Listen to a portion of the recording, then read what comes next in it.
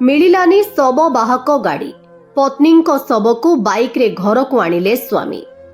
सरकार ग्रामांचल रे स्वास्थ्य सेवार विकास और दाबीर डिंडिम पिटुवा बेले झारसुगुड़ा जिल्लारू आसिथिबा एक हृदय विदारक घटना समग्र सरकारी व्यवस्था उपर एक गुरुतर प्रश्न चिन्ह लगाइछि। साधारण शव बाहक गाड़ीटीए न मिलिबारु जणे असहाय स्वामी को निज पत्नी मृतदेह को बाइक रे बोही घर को नेबाकू पड़िछि।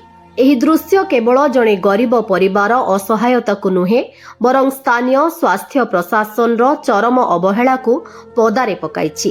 ମିଳିଥିବା ସୂଚନା ଅନୁସାରେ ଲଇକେରା ବ୍ଲକ ଅନ୍ତର୍ଗତ ଭାତଲିଡ଼ା ପଞ୍ଚାୟତର ଓଡ଼ିଆପାଲି ଗ୍ରାମର ନରେଶ ଛତ୍ରିଆଙ୍କ ପତ୍ନୀ ଯମୁନା ଛତ୍ରିଆ ହଠାତ୍ ଅସୁସ୍ଥ ହୋଇପଡ଼ିଥିଲେ। ପରିବାର ଲୋକେ ତାଙ୍କୁ ତୁରନ୍ତ ମୁନ୍ଦ୍ରାଜୋର ଗୋଷ୍ଠୀ ସ୍ୱାସ୍ଥ୍ୟ କେନ୍ଦ୍ରକୁ ଆଣିଥିଲେ ମଧ୍ୟ ସେଠାରେ ଡାକ୍ତର ତାଙ୍କୁ ମୃତ ଘୋଷଣା କରିଥିଲେ। तेबे प्रकृत दुर्दशा आरंभ होइथिला मृत्यु परे।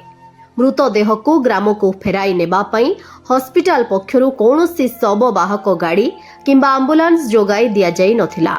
असहाय स्वामी नरेश बहु चेष्टा करी निराश हेबा परे शेषरे जणे पड़ोसी बाइक सहायरे पत्नी शव को कपड़ा रे बांधी ग्राम को फेरिथिले।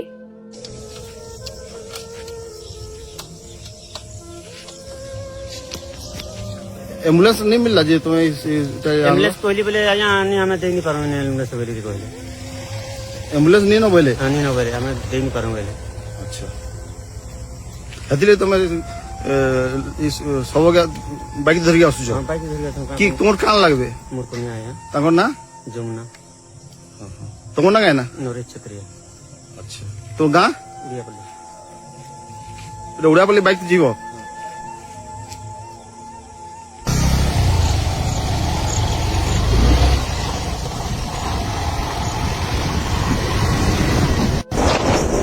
ब्यूरो रिपोर्ट ओडिशा प्रयास न्यूज।